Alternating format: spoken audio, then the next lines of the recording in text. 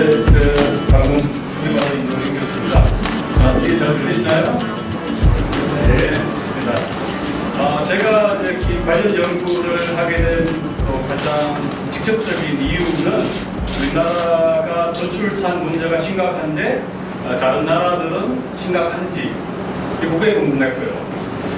그 다음에 저출산 해결을 어떻게 하는지가 궁금했어요. 그래서 연구를 좀 하게 됐고, 그러니까 우리나라보다는 이제 외국 사회, 선진국들을 보증을 했고, 선진국도 지방 소멸이 심각하다고 들었는데 도대체 이네들은 어떻게 이 문제를 해결하는지 이제 그 문제에 관심이 있었거든요. 그렇게 연구를 하다 보니까 그 문제를 해결하는 방식을 공유하는 데가 있어가지고 오늘 외국의 말하자면 이민 정책이랄까요? 전 세계적인 이민 정책, 그 다음에 외국에서 지방 소멸을 어떻게 대응하는지, 또 농어촌 문제를 어떻게 대응하는지를 한번 이렇게 살펴보시면 아마 우리도 어떻게 해야 되는지에 대한 나름 방안들을 가질 수 있지 않을까 하는 생각이 들고요. 특히 이제 농축산신문 쪽에서 굉장히 관심을 많이 제가 가져주셔가지고 사실은 이 문제는 국내적으로 연구가 많이 안 되어 있어요. 특히 대학도 마찬가지예요. 교육부가 뭘 하는지 모르겠어. 전혀 관심이 없어. 내용도 모르고. 그게 심각한데 제가 이 말씀을 드리면서 좀 자세히 들어보시면 어떻게 해야 될지 방향성을 잡을 수 있지 않을까 생각이 듭니다. 그래서 이제 첫 번째 소멸 문제로 좀 다뤄보겠습니다. 그래서 소멸이라고 하는 건 여러분들 다 아시겠지만 이제 일본에서 처음에 나왔죠. 이 마스다라고 하는 사람이 이제 일본도 굉장히 심각하거든요. 지방 소멸 문제가. 그래서 이제 65세 인구 대비 20세에서 39세 여성 인구를 토대로 해가지고 봤더니 우리나라가 어느 정도냐. 2000년에 그냥 막 파란색이었는데 2020년 이제 저쪽 빨간색으로 바뀌죠. 이런 것들이 결국 다 아시겠지만 이제 한 100년이 정도 지나게 되면 모든 지역이 다 소멸 지역이 된다. 이렇게 말씀드리겠습니다. 지금 현재 이제 이 기준이 사실 출산율로 보면 0.98을 가정한 거예요. 근데 지금 현재 0.78이거든요. 그래서 어느 지역 가리도 없이 굉장히 심각하다. 이렇게 생각이 드는데 다 아시는 얘기고요. 자, 그런데 이제 우리가 이민하게 되면 이제 사실 국제적인 인구이동이라고 생각하시면 됩니다. 네, 국제적인 인구이동이라고 생각하시는데 국제적인 인구이동이 그러면 어떻게 일어나는지를 국제적으로 볼 필요가 있어요. 2000년에 전 세계 인구의 2.8%, 그러다가 2019년 전 세계 인구의 3.5%, 즉 2억 7천만 명이 움직이고 있어요. 핵심적인 내용은 저소득 국가에서 고소득 국가로, 즉 다시 말하면 좀 더 잘 사는 나라로 이동합니다. 대륙별로 보면은 유럽이 가장 많아요.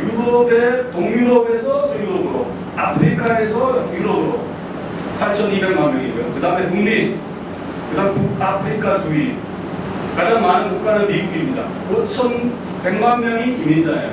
우리나라 인구가 다 그냥 이민자예요. 네, 그 다음에 독일.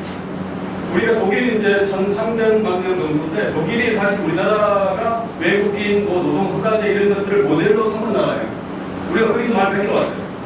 그런데 지금 어때요? 무조건 3년 더 사면 무조건 그런 나라로 바뀌었어요. 그 다음에 이제 러시아, 영국. 그런 사람들이 왜 다른 나라로 가느냐? 네, 딱 한 가지 이유가 경제적인 임금차예요. 지금 우리나라에도 많은 외국인 노동자들이 있는데 그네들 국가에 대해서 5배에서 10배 임금이 많기 때문에 오는 거예요. 우리도 예전에 다 나갔잖아요. 돈으로 나간 거예요. 그 다음에 예전에는 두서 달씩 이제 배로 타고 이동했는데 요즘 금방 이동할 수 있으니까 교통이 편리하고, 세 번째 빈곤에 대한 얘기, 그 다음에 종교 전쟁 이런 난민에 관한 얘기죠. 그 다음에 가족이 와 있으니까 가족 결합하는 얘기. 그러니까 첫 번째, 두 번째, 세 번째가 메인이라고 보시면 됩니다. 그럼 이민자를 수용하는 이유는 뭐냐? 네. 가장 큰 게 노동시장의 기여입니다. 미국은 47%, 유럽 노동시장의 70%가 이민자들이에요. 그 다음에 이 사람들이 와서 돈을 벌기도 하지 않습니다. 재정 건전하든지 그런 것들, 경제 성장에 기여하는 그런 것들이 가장 큰 이유다. 다 서로 경제적인 이유이면서 한편으로 보면 노동시장에 대한 이유다. 이렇게 생각하시면 됩니다.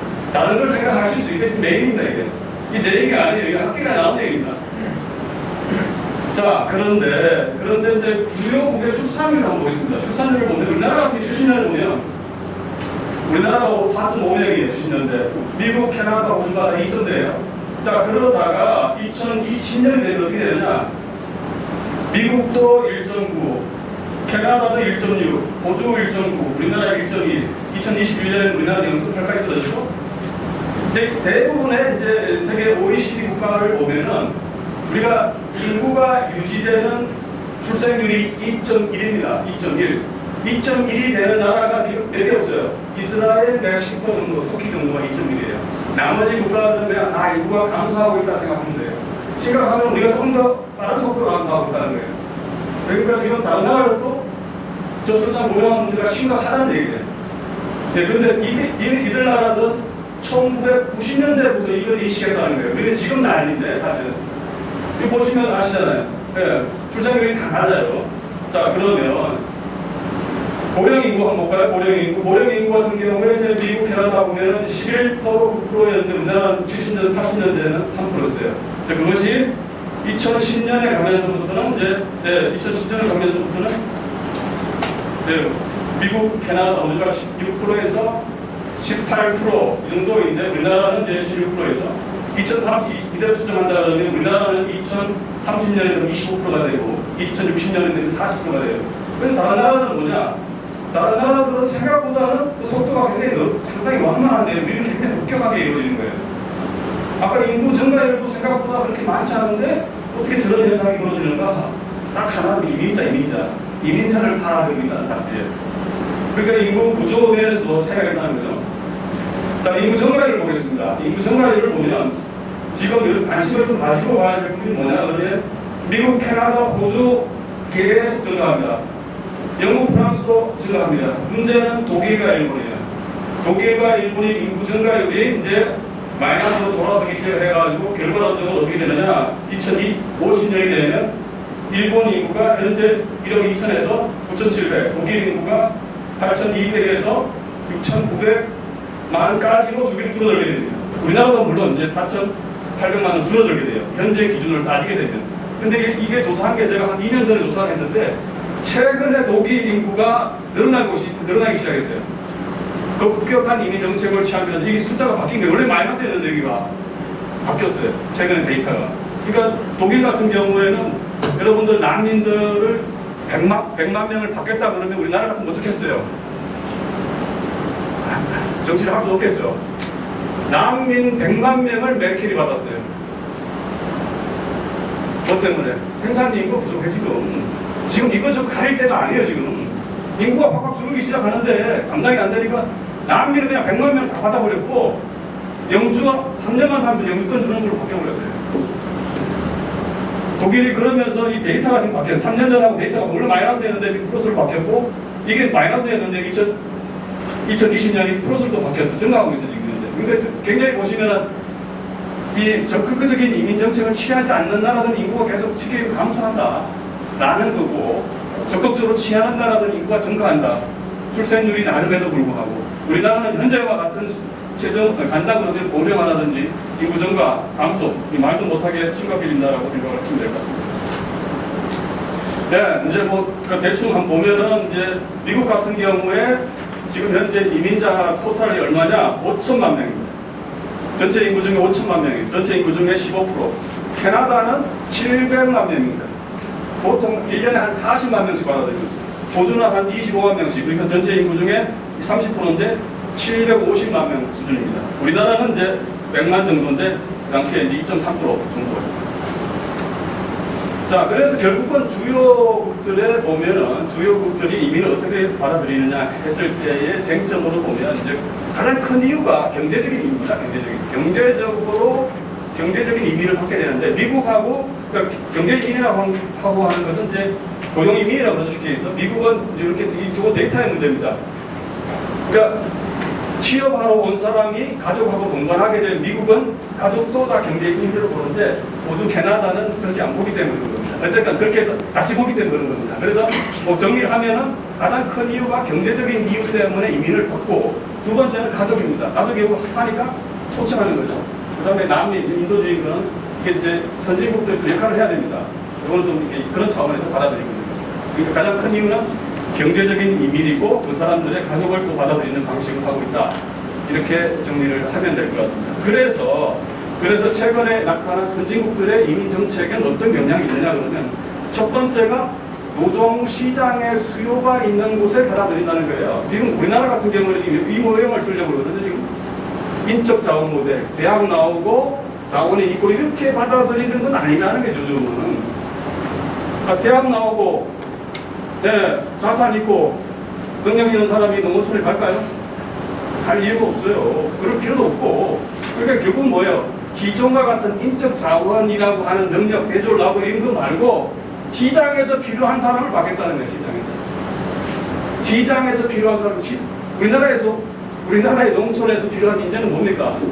대학 나오고 그런 사람이 필요한 거예요? 농사를 지을 수 있는 사람이 농사. 인재라고 하는 것은 그 지역에 필요한 사람이 인재인데 이게 뭐 그냥 그렇게만 따지면 인재가 아닌 거죠. 그러니까 뭔가 안 맞는 거예요, 현실에서. 그래서 지금 전 세계적으로 보면 노동시장이 있는 곳에 인재를 받아들인다는 거예요. 두 번째는 단기로만, 그러니까 기존에 캐나다, 미국, 캐나다, 호주 같은 데서는 주로 영주로 받았는데 영주로 받는 점에 장점도 있지만 단점이 있어요. 단점이 뭐냐 그러면 이 사람들이 와가지고 한 5년 정도 있다가 적응도 하고 이 사람들이 여기 살려고 해도 갑니다. 이 마음에 안 들면 가요. 그러니까 일단 이 와가지고 한 4, 5년 정도 살아보고 맞으면 사는 거고 아니면 가는 거죠. 그러니까 어떻게 보면 필요한 사람을 단기에 고용을 했다가 이 사람들이 자기들이 뭐 애들 교육이라든지 뭐 이러라든지 복지가 맞으면 사는 거고 영주권을 줘도 마음에 안 들면 끄라는 거예요. 그러다 보니까 단기 프로그램도 굉장히 확대되고 있습니다. 그러니까 영주권도 확대가 되고 있지만 그 중에서도 전체적으로 보면 단기 프로그램도 확대되고 있다. 그 다음 이 세 번째 부분이 유학생 부분인데 유학생이 굉장히 중요해요. 왜냐하면 유학생들은 와가지고 우리나라 말도 배우고요. 우리나라 문화도 익히게 되고 이 사람들이 우리나라 산업에 가게 되면 외국인 근로자에 비해서 굉장히 활용도가 높거든요. 그런데 그러다 보니까 미국 같은 경우는 2011년에 76만 명, 2019년에 지금 100만 명 정도고 캐나다 같은 경우에는 지금 2019년에 64만 명이 유학생이에요. 호주 같은 경우는 2019년에 75만 명. 그러니까 75만 명의 외국인들이 와서 대학에 있다. 어떻습니까? 우리나라는 지금 현재 대학 정원 모자란다 그래가지고 대학 구조조정하고 난리예요. 유학생들 좀 생각 못하고 있어요. 이 나라들 보면 유학생들 대학을 먹여 살리고 있는 이 지경인데 전혀 지금 우리는 생각을 못하고 있어요. 30만 늘리겠다고 지금 얘기만 나오고 있는데 이 사람들은 어떻게 하려고 할지에 대한 생각이 전혀 없어요. 그래서 아쉽다. 그 다음에 네 번째로 중요한 겁니다. 이민자들을 지방에 유입하는 정책을 선진국들이 취하고 있어요. 그 이유는 뭐냐? 처음에 이제 이민자들을 오픈을 해가지고 문을 열어놓으니까 영주권을 받아가지고 사는데 대부분 어디 사느냐? 대도시에 사는 거예요, 대도시에. 거기가 필요한 건 지금 대도시가 아니거든요. 왜냐면 대도시에 살면 지금도 살기가 복잡하고 과밀한데, 내국인들도. 왜 대도시에 사냐고. 그래서 결국은 이들이 살 수 있도록 가능하면 지방에 비자를 주게 됩니다. 지방에다 비자를 주게 돼요. 자세한 얘기는. 그래서 그런 것들이 크게 보면 네 가지가 트렌드다. 이렇게 이해하시면 될 것 같고요. 그 다음에 뭐 지방정부가 그걸 왜 하냐? 지역 발전에 이민자가 결정적인 역할을 하죠. 인구 증가되죠. 또 하나는 지역에 숙련된 노동력이 필요합니다. 우수 이민자 확보해야 되고요. 지방 교부금도 받아야 돼가지고 선진국 지방정부에서 그렇게 많이 하고 있다. 이렇게 이해하시면 될 것 같고요. 그러면 호주가 어떻게 처음에 이 제도를 도입했는지 한번 보겠습니다. 호주 같은 경우 1990년대 들면서 호주가 늘 선진국 문제예요. 저출산 고령화 문제가 심각해져요. 그래서 이 사람들이 해결하기 위해서 이민자를 급격하게 늘려야 되겠다 생각을 했어요. 근데 문제는 이민자를 늘려보니까 이 사람들이 다 시드니, 멜버른 대도시에 사는 거야. 그 대도시에 살면 어떻게 돼요? 이 대도시에 주택 부족하죠? 인프라 부족하죠? 과밀 현상 생기죠? 아니 인구가 부족이 필요하려고 하는 실제로 다 대도시에 살고 이런 많은 수도권에 사니까 문제가 심각한 거예요. 그래서 기존의 B도시 외딴 지역에 이 지역에는 또 청년들이 또 대수 또 가버려요. 기존에 있던 사람들도. 그러니까 인구 고령화가 심각해지죠. 그래서 96년도에 아이가 안 되겠다 해서 연방정부와 주정부가 머리를 맞대가지고 드디어 이 SSRM이라고 하는 일종의 지방비자 정책을 만들게 됩니다.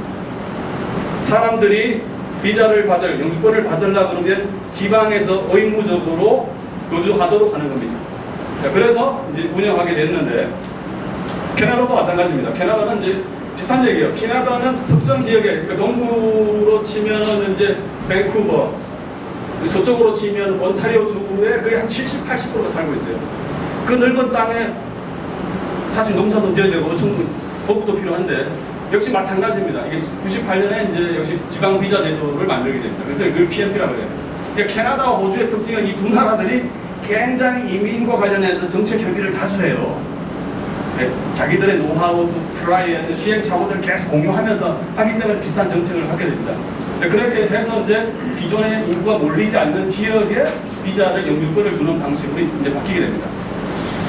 그래서 내용인 적선 지금 뭐 계속 90년부터 이렇게 좀 변해오고 있는데 핵심적인 내용은 그거예요. 핵심적인 내용은 비도시권, 대도시가 아닌 비도시권, 농촌 이런 지역에다가 비자를 신청하게 하는 거고, 신청하게 하면 3년에서 5년 정도를 그 지역에 거주하게 하는 겁니다.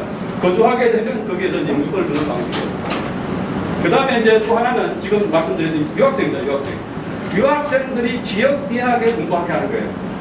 그래서 너 여기서 지방 대학에서 졸업을 하고 이 지역에서 취업을 하게 되면 이 영주권 준다 이거예요. 그러니까 호주에 가서 만약에 영주권을 받겠다 그러면 다 이렇게 해야 되는 거죠, 이제. 이렇게 가면 어떻게 지역에 있는 중소기업들 문제가 다 해결돼요. 지방대학 문제도 웬만하면 다 해결돼요. 왜냐하면 실제로 필요하기 때문에. 근데 지금 우리나라는 그렇지는 않은 것 같고요. 지금 수도권에 지금 유학생들이 많은데 대학들 입장에서는 그게 그냥 정원 내입니다. 정원 내. 그러니까 쉽게 얘기하면 그냥 돈벌이 수단이야. 관심도 없고 관리도 안 되고. 예를 들어서 어떤 친구가 한국에 와서 정말 한국의 영주권을 갖고 싶다 그러면 사실은 수도권에 와서 될 문제는 아니죠. 지방에 있는 대학에 가서 지방에 취업을 해야 되는데 수도권에 왔던 유학생들이 지방을 내려가냐고 안 내려가지. 그러니까 현실적으로 가능하지 않는 얘기죠. 그래서 그런 것들도 대학과 유학생, 비자 이런 것들 다 연결을 시켜줘야 된다, 이제. 그 다음에 이제 지금 얘기하는 이제 특정 지역의 사업 이민자들 있잖아. 이런 사람들은 아예 적어도 전혀 규정이 없어요. 전혀 규정도 없고, 뭐 그런 것들이 그냥 아주 불리하게 되어 있습니다. 그런 것들이 특징이다. 그 다음에 이제 PLB도 마찬가지예요. PLB 같은 경우에는 이제 호주 같은 경우에는 앞서 말씀드렸듯이 동부와 서부가 인구가 좀 살고 나머지 중부의 지역은 사람이 안 살거든요. 그러니까 각 주마다 원하는 이민자를 공고를 해가지고 받게 돼 있어요. 그러니까 여기서 뭐 말하는 거 영어 뭐 말할 것도 없겠죠. 그런 식으로 주별로 그냥 필요한 사람들 다 받고 있습니다. 그래서 제가 좀 찾아보니까 농업과 관련된 비자가 엄청 많아요, 이렇게. 네. 호주 같은 경우에도 농업이 굉장히 필요하잖아요. 네, 그러니까 이제 지금 얘기하는 워킹 할리데이라고 하는 게 여러분들 아실 거예요. 대학생들이 가는 거예요. 그 다음에 시저널, 여기 계절 근로자도 있고요. 다양한 형태가 있습니다. 이렇게 좀 다양한 형태가 있는 이유가 또 있어요. 복잡하지 않지만 이유가 있어요. 그러니까 예를 들어서 계절 근로자 같은 경우에는 태평양의 어느 특정 국가에게만 준비라고 해요. 우리처럼 필리핀 사람 한 사람은 뭐 예를 들어서 베트남 사람 한 사람은 뭐 공장에서 일하고 한 사람은 계절 근로자 이게 아니고 나라를 지정해가지고 그 지역은 딱 계절 근로자만 받게 돼 있어요. 거기 나갈 수가 없지. 또 그리고 그 나라는 가까워가지고 또 다른 데는 못 가게 돼 있어요. 네, 그런 것들이 인용의 차이가 있고, 워킹 할리데이 같은 경우에도 최근에 여러분들 좀 관심 있게 보신 분들은 이해하실 거야. 한국인 대학생들이, 여대생들이 여기 가가지고 농장에 가서 일하다가 저녁에 사고가 나가서 SUV 몰다 차가 죽어버렸어. 그럼 왜 갔냐 그러니까 여기서 농장에 가서 3개월 일하면 1년 체류 연장 주거든요. 그러니까 한국의 여대생들이 가가지고 지금 농장에서 일하고 있다니까요. 뭘로? 워킹 할리데이로. 그러니까 지금 말하는 워킹 할리데이나 계절 근로자라고 하는 것은 주민이 있고 아직 정기 때문에 그런 거고, 우리처럼 지금 이제 어르신들 돌아가신 농업할 사람도 없는데 지금 그거 안 되거든요. 그러니까 제도는 결국 이제 그 나라에 맞게끔 좀 운영할 필요가 있는데, 저 다시 말하면 지금과 좀 다양한 형태로 지금 운영하고 있다는 거죠, 현재. 예. 그리고 이제 캐나다 같은 경우에도 마찬가지입니다. 네, 캐나다에도 결국은 이제 다양하게 운영하고 있고, 서유럽 같은 경우에는 뭐 거의 농업은 거의 동유럽에 있는 사람들이 와가지고 지를 짓고 있어요, 지금. 네, 그렇게 지금 운영을 하고 있다. 그래서 이제 제도를 만들어서 운영함에 있어서 이제 처음에는 2.3%였는데 전체 이제 갈수록 20%대까지 확대가 돼요. 이 제도를 만들더라도 제도를 알고 그 사람들이 실제로 적용하는데 시간이 많이 걸리거든요, 이게. 그래서 한 10년 이상의 시간이 걸립니다. 그래서 점차 이제 확대가 되고 있다 이렇게 생각하시면 될 것 같고, 이민자 비율을 보시면 재밌는 거는 대도시의 인구에서 이민자 비율이 줄어든다는 거예요. 네, B도시는 증가하고 시드니가 대표적인데 줄어들고 있어요. 이민자가 줄어들고 있다는 거예요. 그것이 좀 특징적이라고 특징적입니다. 그 다음에 이제 뭐 지역별로 보면 이제 동남부 쪽에 주로 모여 사는데 지금 가운데 중이 굉장히 높죠. 그런데 이제 결국은 B도시 지역으로 인구가 좀 점차 늘어나고 있다. 전체 20%이기 때문에. 그 다음에 이제 영어권 출신에서 비영어권 사람들이 많이 오고 있고, 의외로 전문가들, 관리자급, 무역자들도 많이 오고 있습니다. 근데 지금 현재도 그래요. 현재도 우리나라 같은 경우 외국인 근로자들도 대학원 이상들이 와가지고 공장에서 일을 근로해요. 그러니까 이게 우리가 생각할 때는 아니 대학 나오면 다른 거 해야지, 이게 아니고 자기들이 원해서 오는 거야. 근데 우리 입장에서는 아니 대학 나오니까 대졸 직업 가야 돼, 이렇게 접근은 아니라는 거죠. 그럴 필요도 없고 또 그렇습니다. 그래서 이제 이 정책 성과로 보면 요 지역이 지금 노르던 테리토리라고 하는 가운데 지역이 이제 연구자가 본 거예요. 이게 이제 사람들이 안 사는 동네, 사막이어서. 요 지역을 토대로 해가지고 비자 정책, 지역 비자 정책 성과가 있느냐 봤더니 설문이 굉장히 작아요. 작기는 했지만 전반적으로 성과가 있다. 사람들이 오고 사람들이 모여 살고 또 같이 오고 이런 게 특징입니다. 그래서 샘플이 좀 작긴 하지만 상당히 성과가 있었다라는 거고요. 그 다음에 이제 이 고주 같은 경우에도 역시 그 지방 비자로 오는 사람이 전체 한 20%가 됩니다. 네, 그런 것들이 이제 특징이에요. 그래서 이제 이 캐나다 호주 같은 경우에는 나름대로 자기들 고민이 있어요. 그 고민이 뭐냐 그랬더니 결국은 이 사람들이 결국 와서 있으려고 그러면 이 지역에서 계속 일자리가 있어야 될 텐데 일자리가 계속 제공할 수 있느냐. 두 번째는 이제 여기도 이제 말하자면 백인들이 중심인데 비영어권 사람들이 언어도 딸리고 그러는데 이런 문제를 어떻게 해결할 거냐. 세 번째 차별, 인종차별. 세계 어디나 다 있습니다. 이거 인종차별 문제 이걸 어떻게 극복할 거냐. 그 다음에 주거 문제. 우리나라는 비교적 빈집들이 많은데 이쪽은 갈치기 어렵죠. 그런 문제. 그 다음 단순 노동자들 어떻게 할 거냐. 필요한 사람들. 그 다음에 얼마나 오랫동안 거주할 거냐. 그래서 3년 거주했을 경우에. 그래서 전반적으로 보면 가족이 오고 3년에서 5년 정도 살면은 80%에서 90%는 그 지역에 스테이하게 돼 있어요. 왜냐하면은 거기서 돈을 벌어가지고 뭐 예를 들어 대도시권으로 간다고 하는 게 쉽지가 않거든요. 그래서 실제로는 그런 효과가 있고, 지금 말씀드렸다시피 이제 이런 것들을 외국에서 하고 있으니까 우리나라는 뭐 어떻게 해야 되느냐. 첫 번째는 지금 앞서 말씀하셨다시피 지역 특화형 비자를 좀 대폭 확대를 할 필요가 있어요. 지금은 거의 너무 그냥 부분적으로 하고 있다는 거. 그 다음에 두 번째 같은 경우에는 외국인 근로자들, 유학생 방문자에 대한 규모를 좀 지금보다 더 확대해요. 지금은 거의 인력이 많이 부족한 상태예요. 절대 인력이 부족한 상태예요. 그래서 적극적으로 호주 같은 경우에는 쉽게 이렇게 하고 있습니다. 무제한 노동 수요가 있으면 비자를 발급해줘요. 필요하다고 하면. 그게 무제한이에요, 무제한. 지금 우리나라는 쿼터를 관리하다 보니까 이게 이제 불법 체류자들도 이게 단가가 높아지니까 여기 갔다 저기 갔다 그러거든요. 그래서 그런 것들도 일종의 수요가 있는 곳에 공급하는데, 물론 영주권 주는 건 아니에요. 단기가 4년씩 주는 거예요. 그 다음 세 번째 같은 경우에는 또 좀 우리가 관심 있게 봐야 될 게 뭐냐 그러면 외국인 근로자들, 유학생들을 비수도권으로 정착을 시킬 필요가 있는데 그 이유가 뭐냐 그러면 첫 번째는 내국인과의 일자리 경쟁이죠. 네, 그런 문제가 또 있고요. 그래서 그들에게도 실제로 외국 같은 경우에도 좋은 일자리는 사실 이민자에게 주지 않습니다. 특별하지 않으면. 당연히 자기 나라 사람 무슨 일이니까요. 그런 게 특징이고요. 그래서 그런 것들을 우리가 좀 고민할 필요가 있고, 난민 이런 사람들은 말할 거 없죠. 다 지역 비자입니다. 지역 비자. 그 다음에 네 번째는 이제 결국 정부가 부처간 협의도 좀 할 필요가 있고, 그렇게 볼 수 있고요. 그 다음에 이제 농촌 정책 같은 경우에 앞서 말씀드렸다시피 지자체에게 상당한 권한을 줄 필요가 있어요. 이게 사실 법무부 입장에서는 이제 문을 열었다 닫았다 하는 게이트 키퍼거든요. 그래서 몇 명을 받는 거는 좋은데 이 받은 사람들이 어디에 위치하는가에 관심이 없어. 근데 지금 예를 들어서 지역 소멸 지역이라든지 농어촌 이런 데는 심각하거든. 그 사람들이 여기 와야 되는 문제지 수도권에 있는 사람 뭐 필요하겠어요. 그러니까 그런 것들을 실질적으로 하려 그러면 지금 여기 농업 종사자 비자라든지 또 계절 근로자 지금 외국인 가사 도우미 이 문제도 지금 복지부에서 도입하려고 하는 것 같은데 워킹 할리데이 이런 것들을 앞서 말씀 외국인처럼 상당히 유기적으로 촘촘하게 잘 설정할 필요가 있어요. 네, 그렇게 생각되고 그다음 지금 지방대학 문제 이거 좀 심각합니다. 네, 지방대학 문제 수도권에 집중된 유학생 이건 문제입니다. 실제로 아무 도움이 안 돼요. 그래서 지방에 유입하고 산업체 정주시켜가지고 하는 거 지금 고주와 캐나다가 하고 있는 방식이다. 그다음 인력 부족 문제, 이 사회통합 문제. 자, 여기서 보면 지금 현재 여러 가지 쟁점이 있는데 가장 쉽게 해결할 수 있는 방법 중에 하나가 외국인 근로자들이 그래서 40만이 들어와 있어요. 이 사람 40만 들어와 있는데 지금은 가족 비자를 주면 가족 비자라고 하는 게 뭡니까? 부인하고 애들. 곱하기 3이 되는 거야.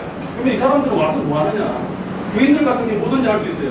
와가지고 뭐 농사를 하든지 왜냐하면 이 가족 비자이기 때문에 지역에 필요한 일도 하고 서비스도 하게 되고 그다음 애들은 뭐 할 겁니까? 애들 학교 가거든요. 학교 가게 되면 지금 지역에 있는 뭐 초중고 이런 문제도 해결될 뿐더러 사실은 얘들이 또 우리 전반적으로 보면 얘들이 또 우리 사회의 통합도 하게 되는 그런 기여를 또 하게 돼요. 네, 그렇기도 하고 실제로 또 좀 경제적인 이유에서 본다 그러면 일단 외화 유출이 방지해야 되고 국내 소비 진작이 되고 지역 인구 증가하고 이런 것들이 같이 이루어지거든요. 그러니까 외국 같은 경우에는 무슨 생각이 없어가지고 그런 게 아니에요. 다 그런 저런 걸 다 고려해서 결국은 가족 비자 형태로 데리고 오고 그 사람들이 머무르면서 그 중에 능력 있는 사람들에게 영주권을 주는 방식으로 바뀌고 있다는 거예요. 그래서 지금은 뭐 고용노동부에서는 지금 뭐 4년을 9년으로 늘리고 있고 뭐 그런 이게 지금 앞뒤가 안 맞는 정책들을 그냥 막 쏟아내고 있는데 그 다음에 이제 일자리 산업 국토 정책 측면에서 보면은 이런 측면에서 보면은 이제 지방에 예를 들어서 대도시권에 있다가 지방으로 간다 그러면 엄청난 세제 혜택 우선 외국인 근로자를 저걸 해준다든지 우선 배치 이런 것들을 통해 가지고 예를 들어서 대도시권에 있는 기업들 또 일자리들을 지방으로 유도하는 그런 방식입니다. 지금 쭉 내용이 나와 있어요. 지금과 같이 이제 뭐 있는 수도권에 좀 대도시에 밀집되어 있는 걸 지방으로 가라 이렇게는 안 돼요. 확실하게 세제 혜택하고 확실하게 외국인 근로자라든지 이런 것들을 줌으로써 이게 효과가 있다 이런 생각이 들어요. 그래서 지금 이제 뭐 짧은 시간 내에 모든 걸 다 말씀드리긴 어렵지만 외국에서는 굉장히 특히 독일 같은 경우는 굉장히 적극적으로 밀고 있기 때문에 우리가 지금 뭐 어떤 사람들은 이민을 아직도 왜 하냐 이런 사람들도 있어요. 심지어는 그렇게 되면 어떻게 되겠습니까? 그건 한 얘기도 상당히 여러분도 감당이 안 돼요. 이거 앞으로 우리 사회가 지속 가능하지 않는 사회로 바뀌니까. 그래서 이구적으로 봤을 때 적극적으로 해도 이미 이 나라는 다 경험을 했거든요. 경험을 해도 뭐 여러 가지 조그만 문제는 있겠지만 전반적으로 국가 운영에 있어서 큰 문제가 없기 때문에 필요한데 적극적으로 저는 이민을 받아가지고 모든 문제를 좀 해결하자 그런 식입니다. 네, 말씀 마치겠습니다. 감사합니다.